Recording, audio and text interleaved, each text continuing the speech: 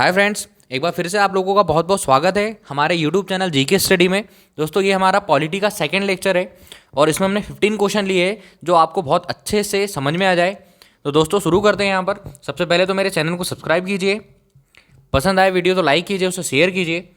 और देखते हैं दोस्तों, भारतीय राजनीति का ये हमारा सेकंड वीडियो। फर्स्ट क्वेश्चन ये है कि भारत का संविधान, इसकी ऐतिहासिक पृष्ठभूमि से हमने शुरुआत की है, स्टार्टिंग से क्वेश्चन को, और उसके ऑब्जेक्टिव जो है, कैसे क्वेश्चन पूछता है, उसकी पूरी डिटेल यहाँ पर हम आपके सामने बताने वाले हैं। तो सबसे पहला क्वेश्चन ये कि लंदन कंपनी को भारत से व्यापार करने का अधिकार पत्र कब मिला, या ये कह सकते हैं कि भारत में ईस्ट इंडिया कंपनी की स्थापना कब हुई। तो भारत में ईस्ट इंडिया कंपनी की स्थापना 1600 ईस्वी में हुई। स्पष्टीकरण ये है इसका, भारत के व्यापार के प्रयोजन में लंदन के कुछ व्यापारी ने 1599 ईस्वी में लंदन कंपनी की स्थापना की थी। शीघ्र इस कंपनी ने ईस्ट इंडिया कंपनी के नाम से व्यापार करना शुरू किया भारत में। ठीक है, नेक्स्ट क्वेश्चन यह है कि किस एक्ट के तहत बंगाल के गवर्नर को बंबई, बंगाल तथा मद्रास तीनों प्रेसिडेंसी का गवर्नर जनरल बनाया गया। तो रेगुलेटिंग एक्ट लाया 1773 ईस्वी में।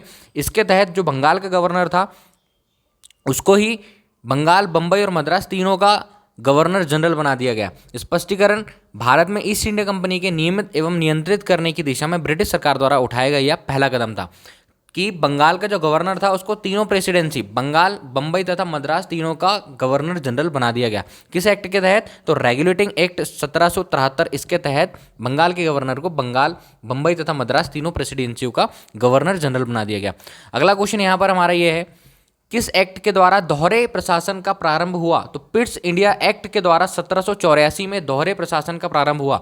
दोहरे प्रशासन का मतलब कि बोर्ड ऑफ डायरेक्टर बनाया गया जिसको व्यापारिक मामलों के लिए, और बोर्ड ऑफ कंट्रोलर बनाया गया जिसे राजनीतिक मामलों के लिए बनाया गया। तो दोहरे प्रशासन का प्रारंभ यहाँ पर पिट्स इंडिया एक्ट 1784 के अंतर्गत हुआ। अगला क्वेश्चन है यहाँ पर हमारे पास, किस अधिनियम द्वारा नियंत्रण बोर्ड के सदस्यों तथा कर्मचारियों के वेतनादि को भारतीय राजस्व में से देने की व्यवस्था की गई? मतलब कि जो नियंत्रण बोर्ड है उसके सदस्य, उनको जो वेतन भारतीय राजस्व में देने की व्यवस्था की गई, भारतीय राजस्व में से देने की व्यवस्था की गई, तो वो था 1793 का चार्टर अधिनियम, जिसके द्वारा जो नियंत्रण बोर्ड के सदस्य थे उनकी जो पेमेंट होना है, जो उनका वेतन होना है, वो भारतीय राजस्व में से देने की व्यवस्था की गई।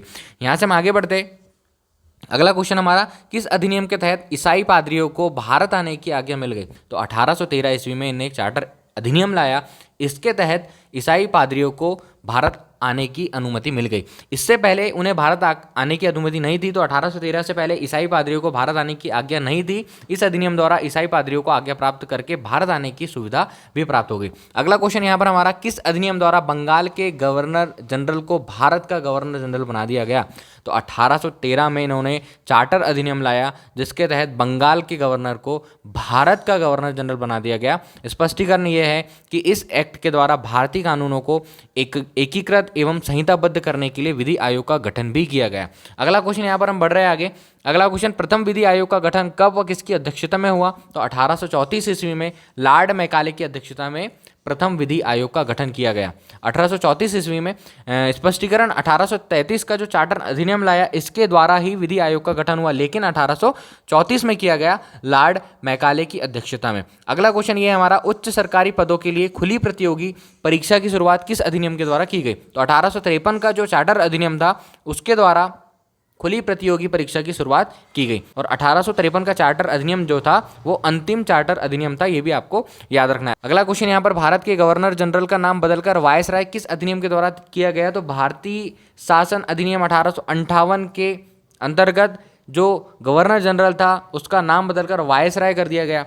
दोस्तों, इसका स्पष्टीकरण ये है, इस अधिनियम के समय के गवर्नर जनरल लॉर्ड कैनिंग अंतिम गवर्नर जनरल एवं प्रथम वायसराय थे। बहुत इंपॉर्टेंट क्वेश्चन है कि इस अधिनियम के समय गवर्नर जो थे वो गवर्नर जनरल जो थे वो लॉर्ड कैनिंग थे, और अंतिम गवर्नर और प्रथम वायसराय यही हुए लॉर्ड कैनिंग। लॉर्ड कैनिंग अंतिम गवर्नर एवं प्रथम वायसराय बनाए गए। अगला क्वेश्चन हमारा, किस अधिनियम के द्वारा भारत का शासन कंपनी से लेकर ब्रिटिश क्राउन के हाथों में सौंपा गया? तो भारतीय शासन अधिनियम 1858, जिसके तहत जो भारत का शासन था वो ब्रिटिश क्राउन को दे दिया गया। स्पष्टीकरण ये है इसका कि इस अधिनियम के द्वारा बोर्ड ऑफ डायरेक्टर तथा बोर्ड ऑफ कंट्रोलर के पद को भी समाप्त कर दिया गया।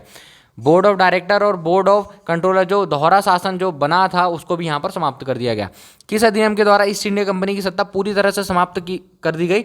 यही जो भारत शासन अधिनियम 1858, इसके तहत ब्रिटिश ईस्ट इंडिया कंपनी की सत्ता पूरी तरह से समाप्त कर दी गई। सारी शक्तियां गवर्नर जनरल के हाथों में आ गई, जो भारत सचिव के प्रति उत्तरदायी था। इस प्रकार ईस्ट इंडिया कंपनी सत्ता से पूरी तरह समाप्त हो गई। तो इसका अगला क्वेश्चन हम यहाँ पर देखते हैं, किस अधिनियम द्वारा विभागीय प्रणाली का प्रारंभ हुआ? तो 1861 ईस्वी का भारत शासन अधिनियम, इसके द्वारा विभागीय प्रणाली का प्रारंभ लॉर्ड कैनिंग द्वारा किया गया। अगला क्वेश्चन देखते हैं दोस्तों, बहुत इंपॉर्टेंट है, सारे क्वेश्चन यहाँ पर अधिनियम से रिलेटेड है। किस अधिनियम द्वारा यह उपबंध किया गया कि ईस्ट इंडिया कंपनी को किसी भी समय भंग किया जा सकता है? तो 1873 ईस्वी का अधिनियम 1 जनवरी 1884 ईस्वी को ईस्ट इंडिया कंपनी को औपचारिक रूप से भंग कर दिया गया। इसके आगे हमारा क्वेश्चन, अप्रत्यक्ष चुनाव प्रणाली की शुरुआत किस अधिनियम द्वारा हुई? तो अप्रत्यक्ष चुनाव प्रणाली की शुरुआत भारतीय शासन अधिनियम 1892 के तहत हुई। इस अधिनियम द्वारा राज्य एवं व्यय अथवा बजट पर बहस करने तथा कार्यकारिणी से प्रश्न पूछने की शक्ति भी दी गई। तो देखिए दोस्तों, अप्रत्यक्ष चुनाव प्रणाली की शुरुआत किस अधिनियम के द्वारा हुई? तो अप्रत्यक्ष चुनाव प्रणाली की शुरुआत भारतीय शासन अधिनियम 1892 के तहत की गई। यहाँ पर अगला क्वेश्चन यह है कि पहली बार मुस्लिम समुदाय के लिए पृथक प्रतिनिधित्व का उपबंध किस अधिनियम के द्वारा किया गया? तो 1909 ईस्वी का भारत परिषद अधिनियम। इस अधिनियम को मार्ले मिंटो सुधार भी कहा जाता है और लॉर्ड मिंटो को सांप्रदायिक निर्वाचन के जनक के रूप में जाना जाता है। बहुत इंपॉर्टेंट क्वेश्चन है दोस्तों कि सांप्रदायिक निर्वाचन का जनक किसे कहा जाता है? तो लॉर्ड मिंटो को सांप्रदायिक निर्वाचन का जनक कहा जाता है। तो दोस्तों ये हमारे 15 क्वेश्चन, आई होप आपको सारे क्वेश्चन समझ में आए होंगे। बहुत इजी क्वेश्चन है, बहुत इंपॉर्टेंट क्वेश्चन है। Thank you for watching. अगर वीडियो पसंद आया है तो लाइक कीजिए, सब्सक्राइब कीजिए, कमेंट कीजिए और शेयर कीजिए दोस्तों। थैंक यू वीडियो पूरा देखने के लिए। Thank you so much.